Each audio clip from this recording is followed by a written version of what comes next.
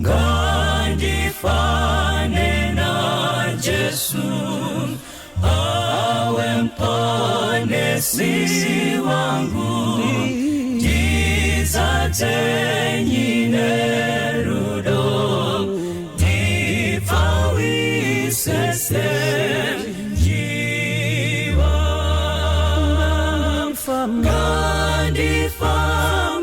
Sa Jesu murendo reri pasi diri murombo mweya karaine nimponesi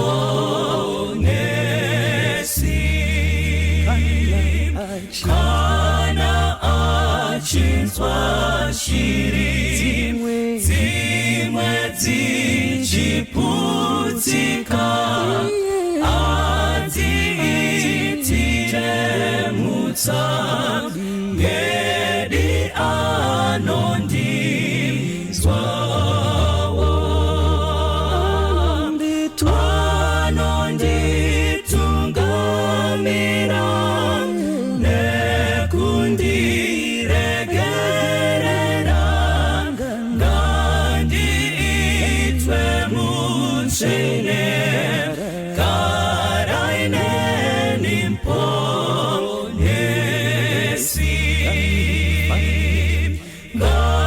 ngandifane na Jesu mukurarama kwangu ndizorore kunemwi panzvimbo inyere ndibarwe patsvaini nerudo rake Jesu ngandiwe nerutendo karaine nimponesi ndibarwe patsvaini nerudo rake Jesu ngandiwe nerutendo karaine nimponesi.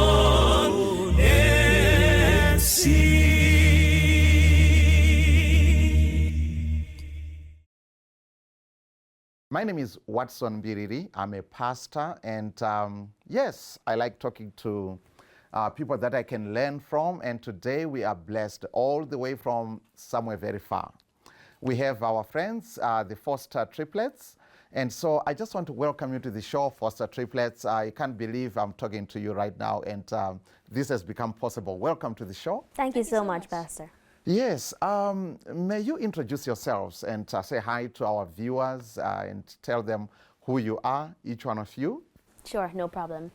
My name is Mbiriri Foster. I am the second born, and my name means one who forgives. I wasn't supposed to give that tidbit of information, was I?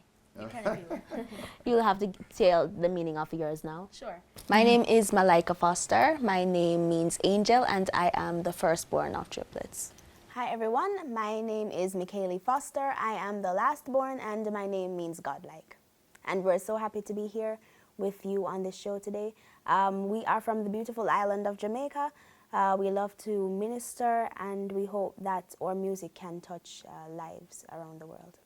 Yes, thank you so much. And so maybe we go once again on the names, not necessarily for the benefit of our viewers, but maybe for my benefit. Yeah, so that's Mbiriri, Malaika, and Mbiriri. and Mbiriri. That's right. Great, great. Let's hope we keep it that way until the end of the program and beyond. Okay, that's good. And so we're going to be talking about your experiences as triplets, first of all, and then of course you're talking about your music ministry because you minister through song. I suppose maybe in other ways as well. But what's quite prominent is the music. Many people get to know of you through your music. And so, but maybe first things first. I understand this is your first time in Africa, confirm? Yes, sir, that is confirmed. Oh, great. So Zimbabwe, we are number one, getting them into Africa. So Zimbabwe becomes their gateway into Africa, and you traveled with your parents. May you share with our viewers and with us all, how has been your experience for the time that you've been around? As of this recording, how long have you been around? In Zimbabwe? Yes. We have been here for 9 days, correct? I think nine to 10 days. Oh, 9 to 10 days. Yes, and we have been enjoying it, the food, the people, Okay. the music. Yes, Oh. music for sure. All right, so you've got experiences within, okay, the people, the music, and just the place. I have seen monkeys for the first time. Oh, monkeys, where have you been? Under a rock somewhere. No monkeys in Jamaica? None. Maybe we need to export some from, we've got so many of them here. Okay, that's good. And I hope you're going to see a lot more animals, the bigger ones, before you go back to the beautiful island nation of Jamaica. Talking about, okay, let's talk about musically. What are some of the things that you have experienced? I know you have presented, and you have also listened when other groups and other people have presented music. I mean, what has been your experience like musically? Here. Yes. Well, we have noticed that the harmony, ranging from normally a congregational hymn to the music groups that go up and present, the harmony has been so beautiful. Sure. And very unique. And very unique. We in our churches, you may find one or two people harmonizing while the congregational hymn is going on. But inside of the church, you hear many people, just everybody lifting their voices together, baritone, alto, tenor, and it sounds like a choir. It is. Yes. It was actually quite surprising for us. Oh, yeah, it sounds like a choir. Something to add there, Mahari? One of the things that I recognize is that there's a wide array of baritone or bass Okay. in Zimbabwean congregational singing, whereas in Jamaica, you might find one person singing baritone or bass. It's not as widely practiced as I hear in the Zimbabwean culture. Yeah, it's very interesting, growing up, especially attending camp meetings, the large camp meetings and so on. Sometimes you'd be right in the middle of this wide congregational audience, and then you just close your eyes and you just listen to the music. It's like you're in a river and you're just flowing with the whole thing, In fact, one American missionary who attended one of our camp meetings years back remarked, at the music, said these people sing as though their very lives depend on the songs. As if somebody told them, if you don't sing well, then you're done. Something like that. But, that's kind of like something that, yes, that's right. And, of course, I know different countries have different, audiences and, reactions and everything like that. I assume you've been in different places. And so how do you find, the Zimbabwean audience response to your ministry so far? So I don't think I expected the Zimbabwean response to be so strong. Okay. We knew that we had quite a few followers, a lot of followers on the African continent, but we were not so aware of the presence of our ministry in Zimbabwe. And I think when we came here, we were able to experience that and meet many people who were touched by our ministry, and it was a blessing. In terms of the response, I found that Zimbabweans love hymns. Yes. And they react strongly to songs that they are familiar with and that they understand and that they know. And so coming back to Zimbabwe, I think we'll be learning more Shona songs and more hymns. Yes. And Michaeli, any Shona words maybe that have picked during your stay so far? Oh my goodness, when you just asked me that question, it completely slipped my mind. Should I help you? That's what sisters are for. Indeed. The first thing I learned when I got here was macadini. I wish I could say it the way you do. Macadini. So I'm trying to remember the other ones that are for Happy Sabbath or things like that. Oh, Sabata Rakanaka. Sabata Rakanaka. Malika is the planner of the group. She has it. She has it written Everything written down on her sure. phone. It's here, yes. Yes. Exactly what he said. Yes, And I think Mrs. Martha told me it's Ignini for me. Inini. Ignini. Yeah, that's me. Okay, Aye. so I'm learning little words here and there. Oh, I hope great. to expand my vocabulary a little more. Wow. Yeah, yeah. However, I'm doing a poor job at it. But so far you're doing well. You're doing well. Yes, and you know, Shona is it's one of those very easy languages. You know. Yes, and so tell me about being triplets. That's something that is quite unique. I'm not sure in terms of percentage-wise, globally, how many times or times when people do have triplets, statistically speaking. So, but I think it's something that's kind of like rare. Twins, yes, could be, but triplets, I think it's quite rare. And I'm sure that comes with a lot of experiences, unique experiences, just being triplets. Just being triplets. We'll go to the music once again. But talk to me about some of your unique experiences as triplets, maybe among yourselves and maybe outside with other people, within the family, at school or wherever. And by the way, you are in university. Yes, sir. And you are studying? Psychology. Psychology. All of you. Okay, I almost said both of you. Both the three of you. Okay, psychology. So taking the same courses right from the beginning, and you're pulling it all the way until you graduate together. Yeah? Oh, okay. Okay. So talk to me about your experiences as triplets. So in university specifically, I'll go with the school part. You think on what you want to say next. Mm-hmm. So we go to, we attend Northern Caribbean University. Okay. It is a Christian institution and one of the largest privately owned universities on the island. Mm-hmm. It's owned by the Seventh-day Adventist Church. Yes, sir. Mm-hmm. We are the ambassadors for that university. So a lot of... as foster triplets? Yes, sir. Oh, that's quite special. So it's... So you're brand ambassadors? Yes, sir. Wow. And yeah, that's something. So when we started studying, we had to acclimatize, because not only were we starting a new chapter of our lives with new people, new teachers, new subject material, and I think it was so special because we went through those changes together. And because of our bond and because each of us have our own unique strengths, we were able to help each other. Whatever I'm weak on, she helps me. Whatever I'm strong on, I help her.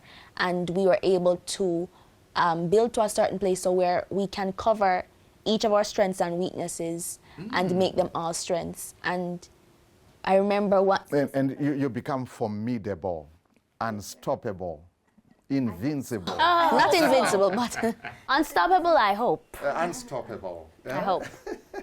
So I remember specifically one day, Yes. I got a message from a lecturer, and she said, "You all need to stop copying each other's work." And truth be told, we do not copy each other's work. We do each of our work separately, but we get very similar grades. We even have the same GPA. Wow. So... Wow, the same grade point average. Yes, sir. GPA. Yes. Wow. So I had to explain to her that our thought processes are a lot similar in terms of how we write. We get to, so it's so funny. I'll call my sister and I'll say to her, "Michaeli, what did you get on this assignment?" And she'll say, "Oh, I got this grade." And I say, "Guess what I got?" And I get the same thing. Ooh. Or Mahari, what did you get on this? And we just find it so funny that we... So, has it been like that all the way, even from primary school, grade school? Yes, sir, that I know of. You'd have to ask Dad because he was our teacher at that time. Oh. Yes, we Is were it so? homeschooled up until high school. No, like, Sorry, university. Sure. Thank you. Yes, sir. And that's another testimony in itself, because a lot of people wondered, will you be able to acclimatize? Oh, yes, and adjust to university life and everything like that. Yes. So how was that transition from homeschooling, I mean, all the way until you get to uni? It surprised me because actually I thought people would be more hardworking and more mature.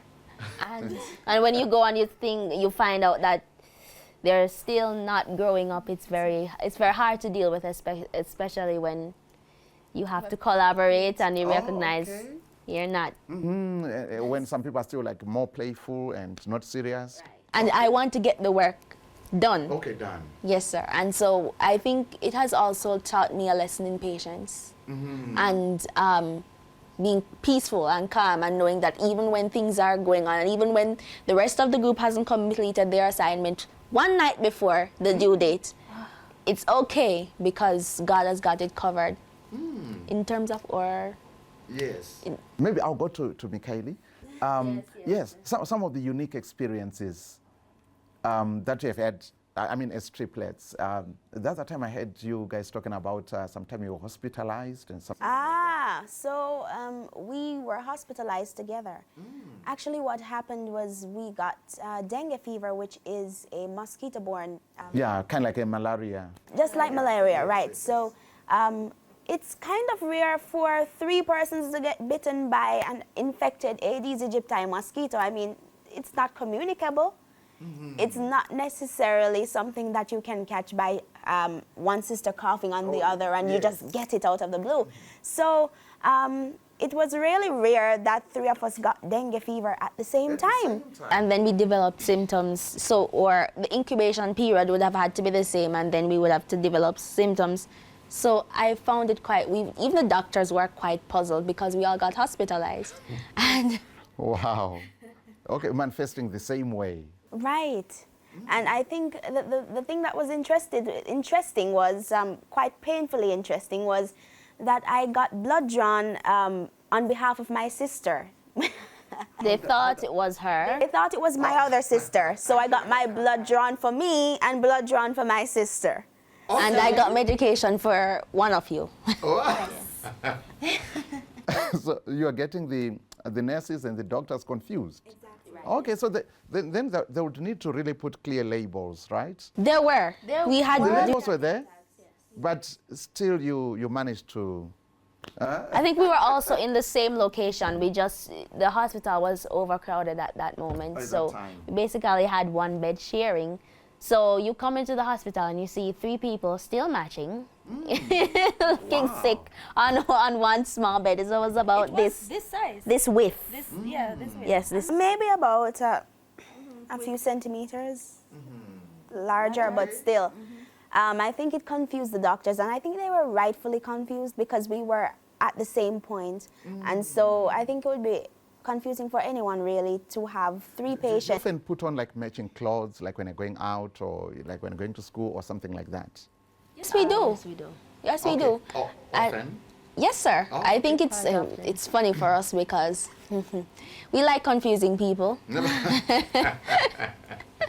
It's fun sometimes. It's fun. So one person will start the conversation, the other person will maintain the middle of it, and then the other person will finish it, and then we say, "Did you notice anything different?"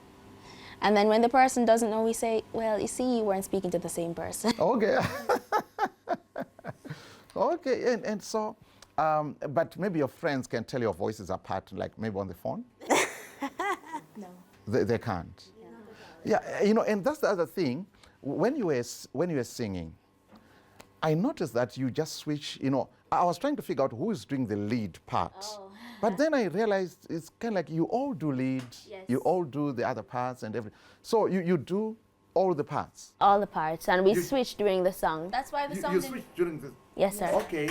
It's pre-agreed that you are going to take this part and everything like that. Yes, sir. That's why the sound engineers sometimes have a little issue with us, is because we don't maintain the same harmony. To get a different sound, we switch up the harmony in the middle of the song. So the cadence of her, voice.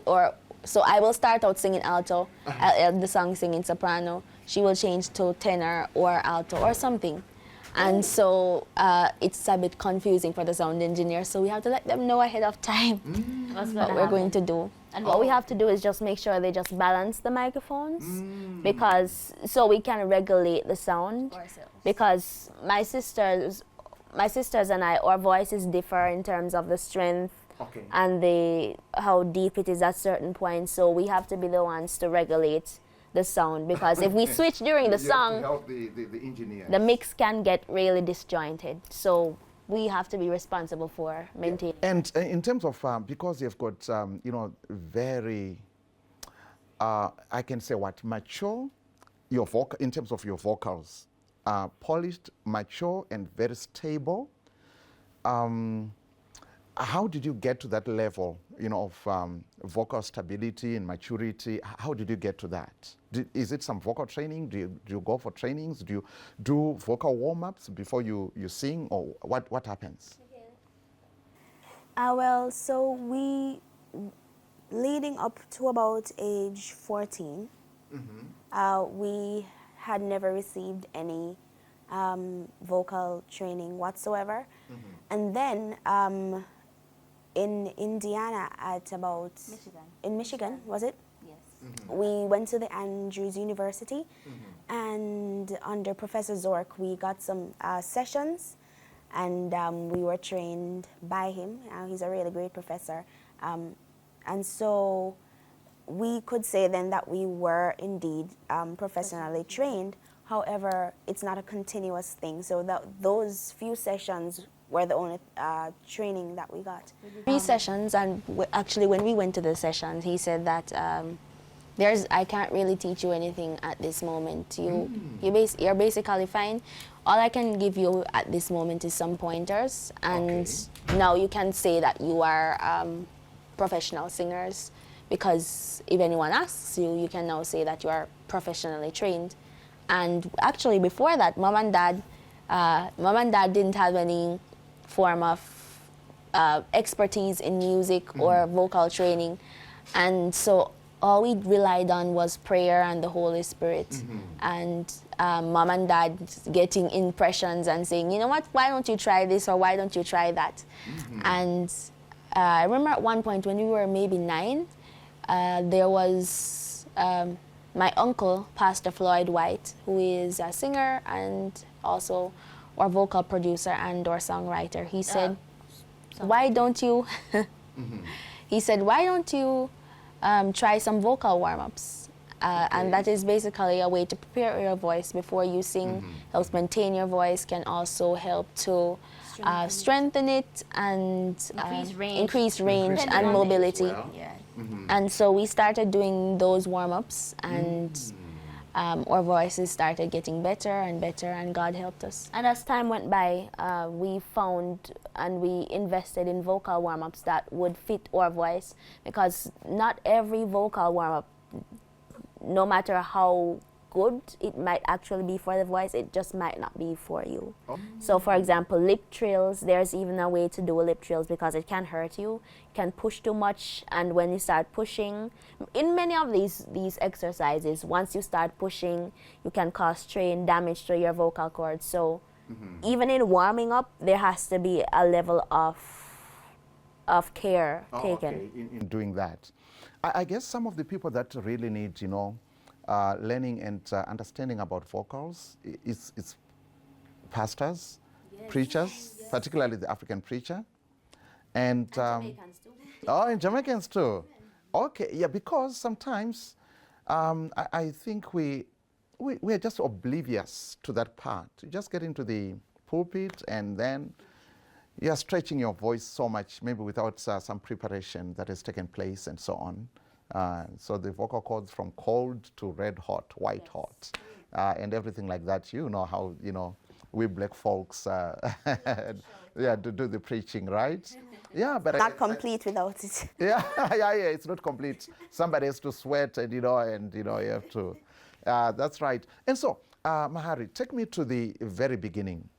As far as you remember, when did you start out musically singing? When did this start?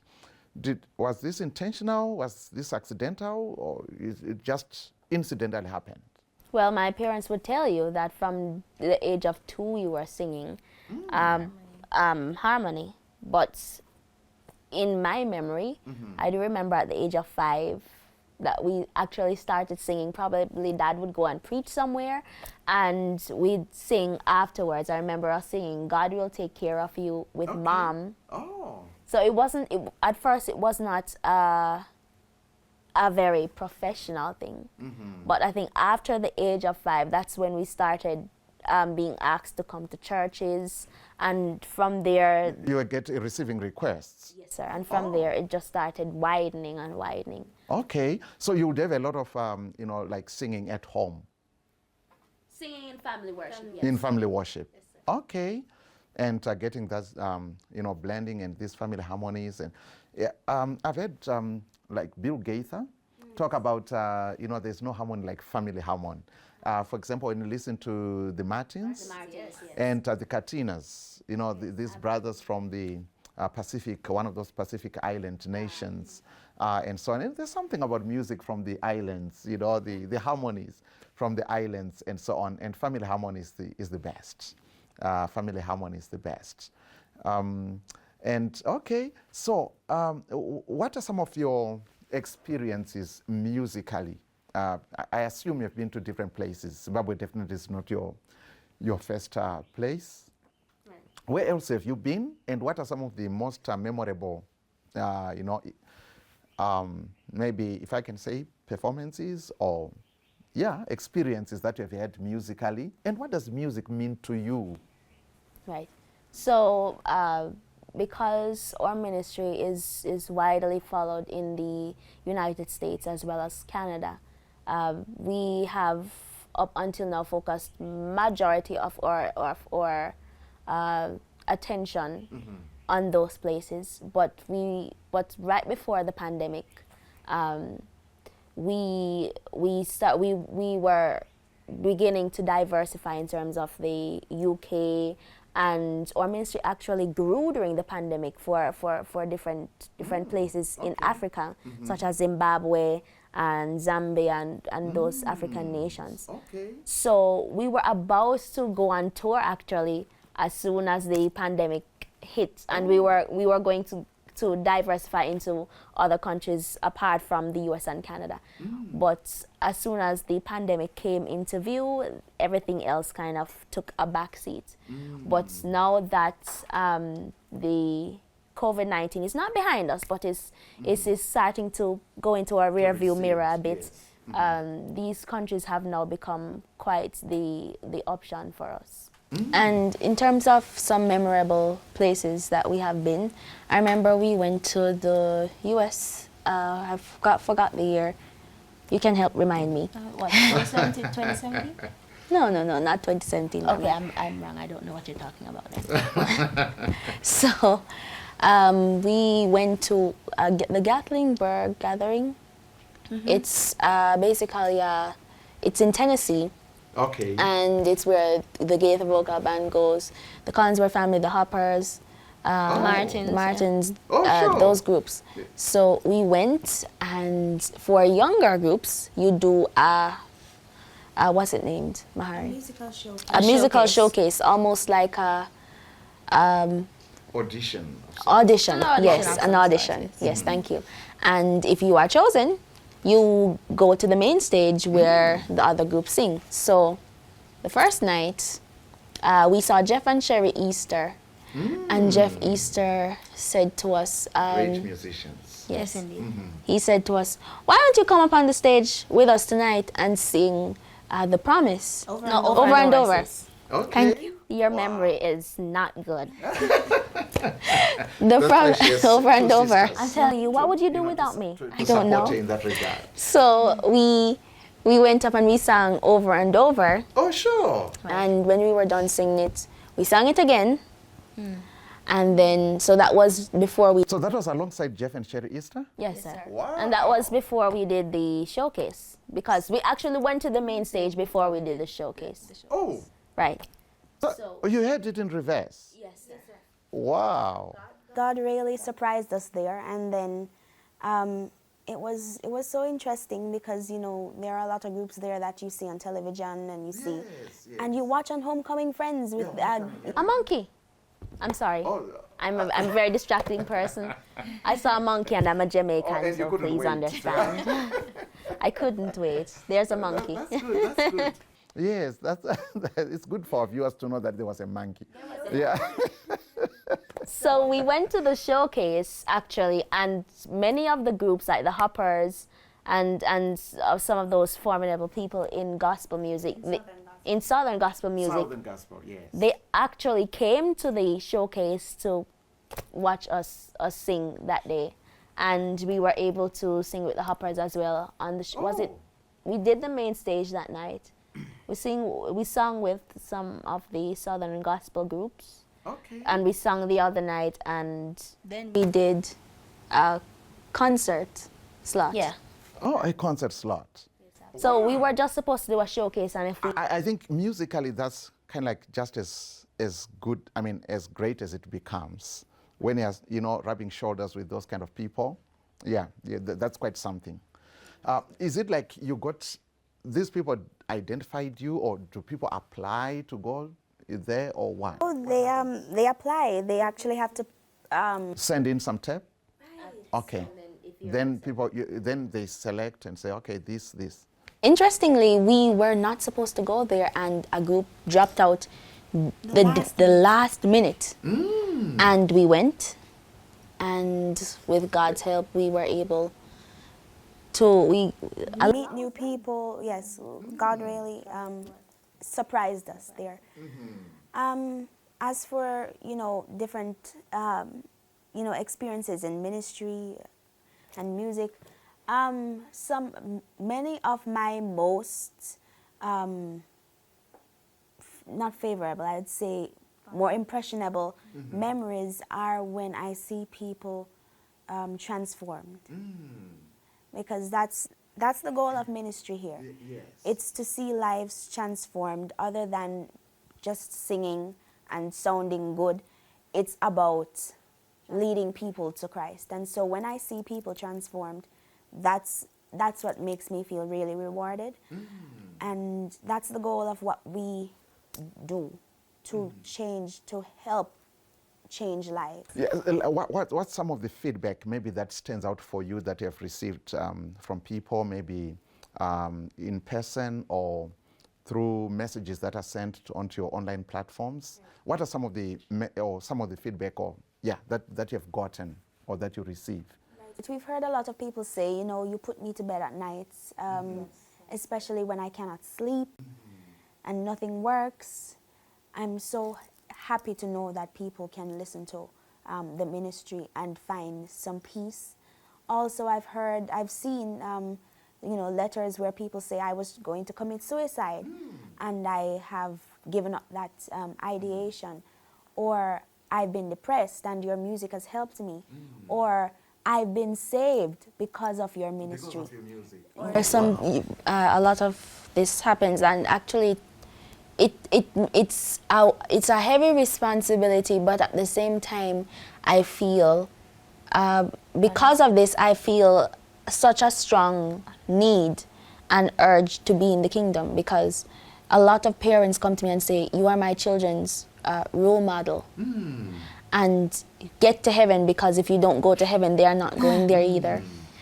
And yeah, because people say, well, if this thing doesn't work for the foster sisters, I mean, who am I?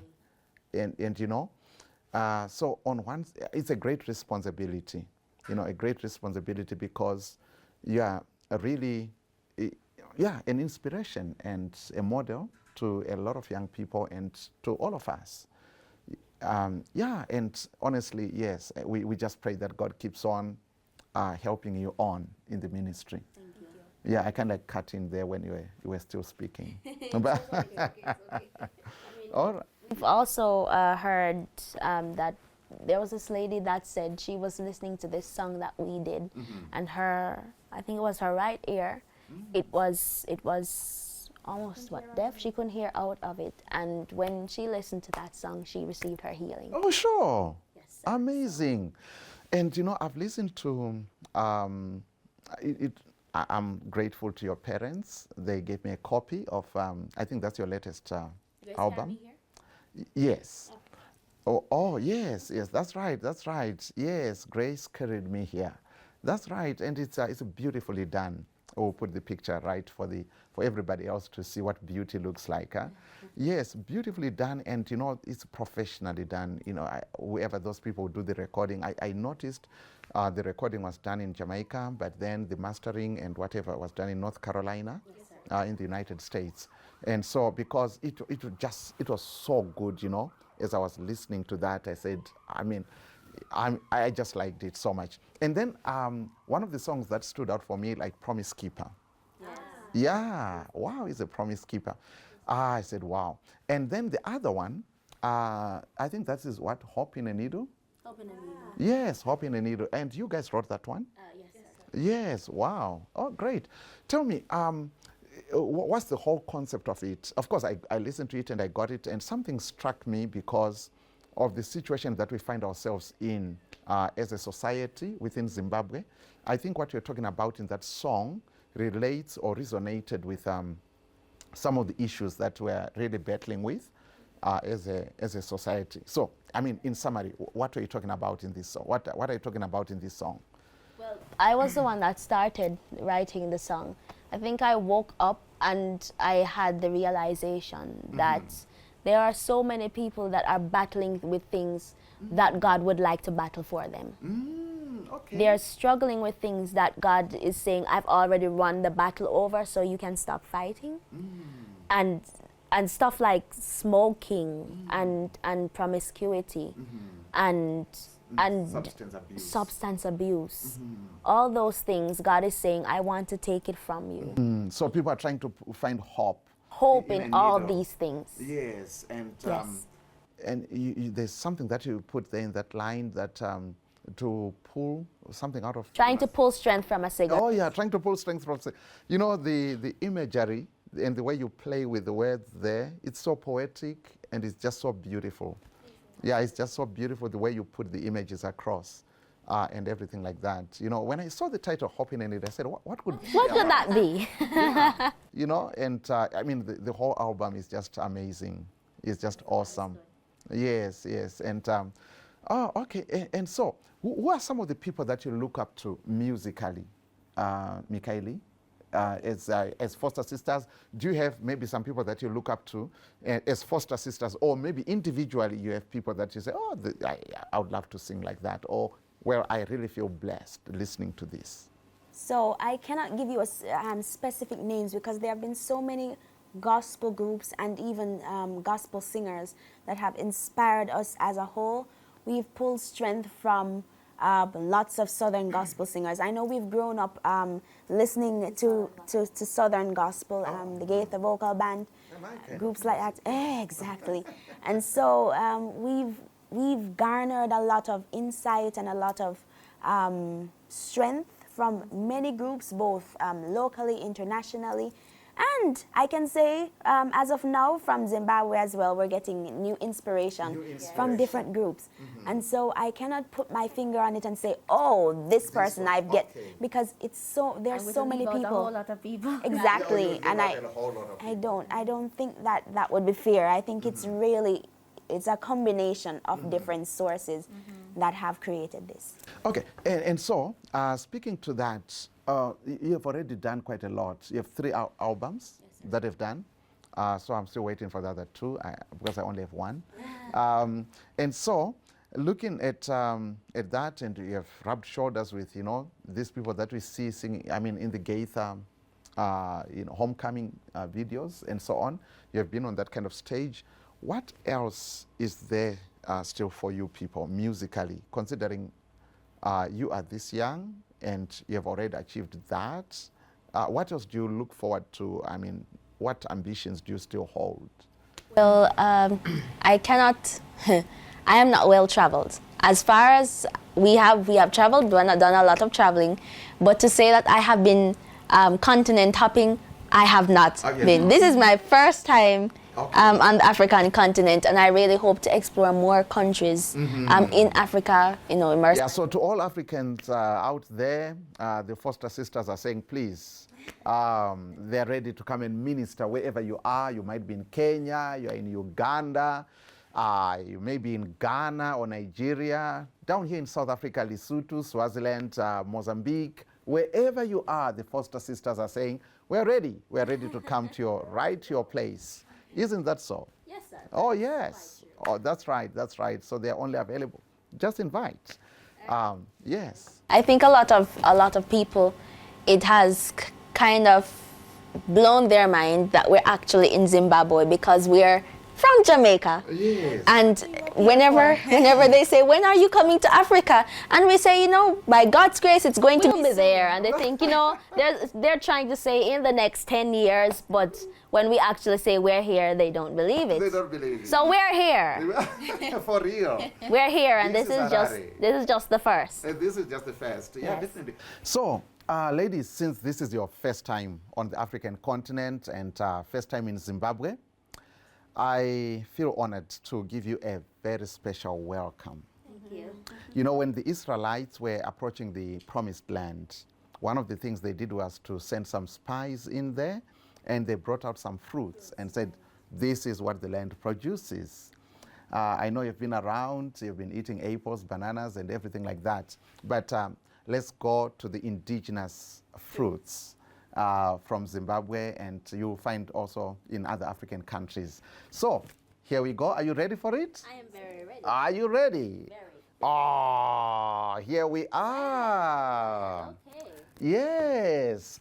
We've got 3 types of fruits here. Okay. Yes. We've got Masau. You can say that? And is this? Masau, yes. Oh, so this is the dried version of my Yes. We've got the fresher one and then the dried one. I prefer the dried one. Oh, I see. Yeah, it's like sweeter and everything like that. And it doesn't easily set my teeth on edge because the fresher ones, and especially if they're not so ripe, they can easily set your teeth on edge and so on. But they're also very good. They're also very nice. So we can, you can grab and maybe just, it has a seed on the inside. Okay. Yeah, so you just eat, like the pulp around, and then you just put it in whole, not in part. Oh, not in part. Yeah. Oh. You soon become, Just take a few seconds to listen to it.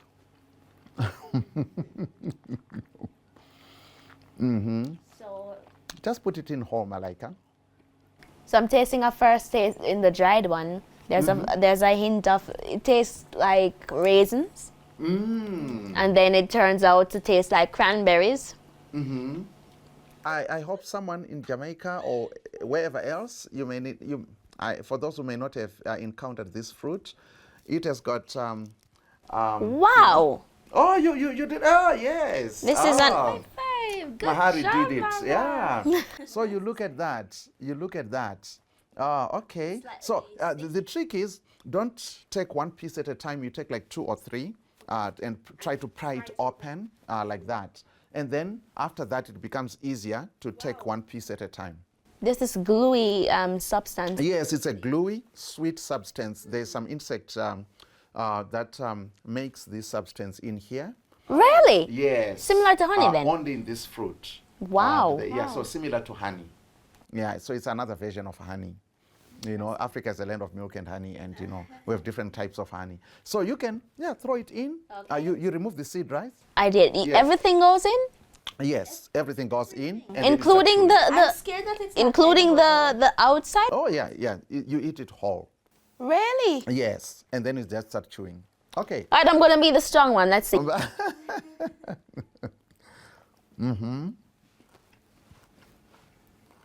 Let's chew. For chewing. How's that?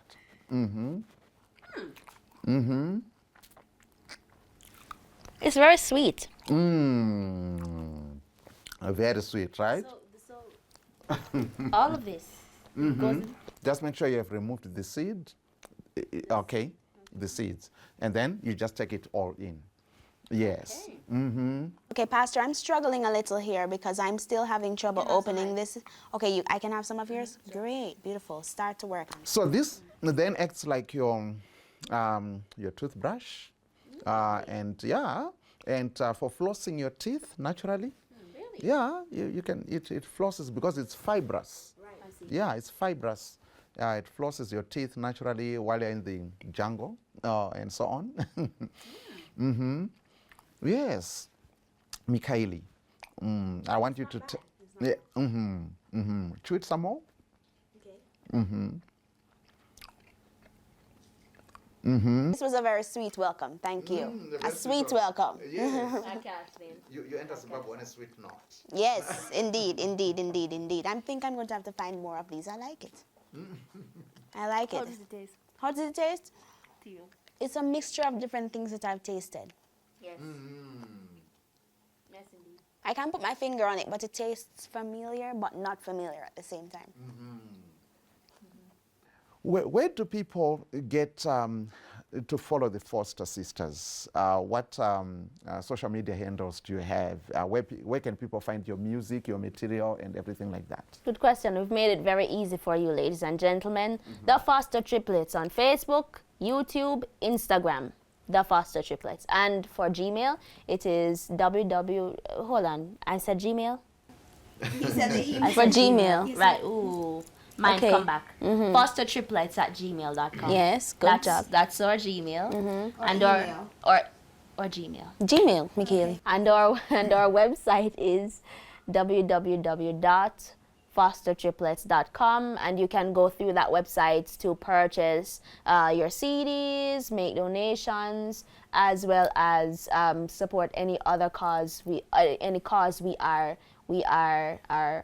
supporting at that time, as well as make bookings through that website. You can Tanzwa kuna kesi sam, Jesu apone sam, iro sokora uram, Jesu apone sam, siwi sanyi katsem, kumiri kwenye nzam, tenziano titumam, Jesu apone sam, tumiranyi panyanzam, Jesu apone sam, unzanyi vanyangadzim, Jesu apone sam, imbanyi wazitsuam, kana vari panyanzam,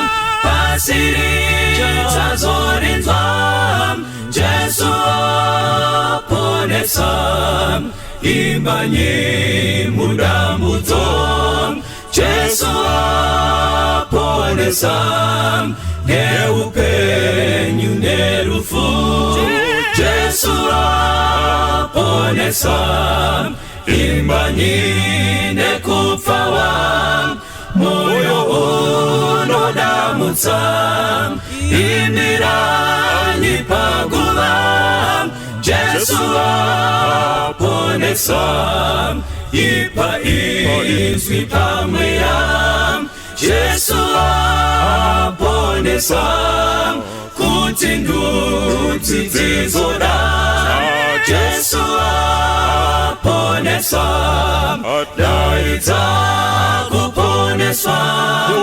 mumakonde linga, miore kukurira, Jesu apone sam, ipa izwi pamweya, Jesu apone sam, kuti ndudzi dzizoda, Jesu apone sam, daidza kuponeswa, mumakore linga, miore kukurira, Jesu apone sam, daidza kuponeswa, mumakore linga, miore kukurira, Jesu aponesa,